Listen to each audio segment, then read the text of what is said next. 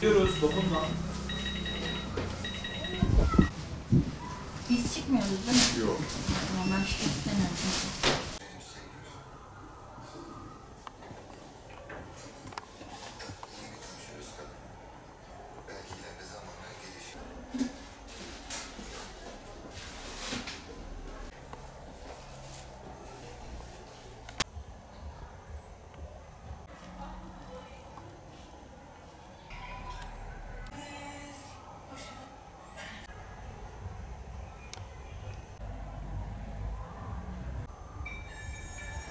Soğuk algınlığını kış aylarında genellikle zencefil, zerdeçal, nane, kekik ürünleri çok tercih ediliyor. Müşterimizden gelen taleplerde genelde zencefil ve zerdeçalın soğuk algınlığında bayağı bir etki gördüğünü görüyoruz. Tabii baharat çeşitlerinden pul biber, karabiber, isot bunlar çok tercih ediliyor. Baharatlarda genellikle karabiber, çörek otu, zerdeçal bunlar çok tercih ediliyor. Bunlarla birlikte kür ve karışım yapıyorlar. Şu anda en çok tercih edilen bitki genellikle kış aylarında nane oluyor, kekik oluyor ve zerdeçal, ıhlamur bunlar çok tercih ediliyor. Genellikle soğuk algınlığı, boğaz ağrıları, enfeksiyonlar bunlara karşı çok fayda sağlıyor. Ve bunun yanında tabii limonla beraber kür yaptıklarında çok daha fazla etki sağlıyor. Sizin özel olarak hazırladığınız karışımlar oluyor mu? Tabii oluyor. Kış çaylarımız oluyor. Bunun içerisine tabii papatya olsun, nane olsun, kekik olsun, ıhlamur olsun. Yani 4-5 karışımdan yaptığımız karışık çaylarımız oluyor. Bunlar zaten çok tercih ediliyor. Direkt hazır bir şekilde müşterilerimiz kolay bir şekilde kaynatıp içebiliyorlar.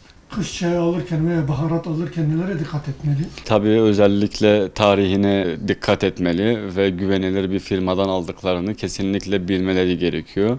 Hani günümüzde bu baharat konusunda biraz sıkıntılar yaşıyoruz. Özellikle pul biberi talaşlı renklendirip pul biber niyetiyle satanlar var. Karabiberin içerisine farklı şeyler katıp piyasaya sürenler var. Tüketicilerden ucuz baharatlar, kalitesiz baharatlar almasını tavsiye etmiyoruz. Hiçbir faydası yok. Aksine tamamen insana zararlı ürünler. Bunlardan kaçınmalarını, güvenilir yerlerden alışveriş yapmalarını tavsiye ediyoruz. Bilinçsizce alışverişi tavsiye etmiyoruz. Doktor kontrolünde alınması gerekiyor. Belki kullandığı ilaçlar bir yan etki yapıyor olabilir. Onun için hani doktoruna şu ilaçları kullanıyorum, şu bitki çayını tüketebilir miyim diye danışması gerekiyor. Şifa kaynağı ama zararlı da olma ihtimali olabiliyor kullandığı ilaçlara bağlı. Dikkatli bir şekilde bitki çaylarını tüketmelerini tavsiye ediyorum. Alternatif tıp bayağı bir gelişti. Doğal ürünler, bitkisel ürünler tarım olarak gayet iyiyiz. Buna yönelik tabii bitkilerden şifa bulan binlerce müşterimiz var. Sadece biraz daha güvenilir şubelerden, biraz daha kaliteli ürünlerden tüketip bunları kullanmalarını tavsiye ediyoruz.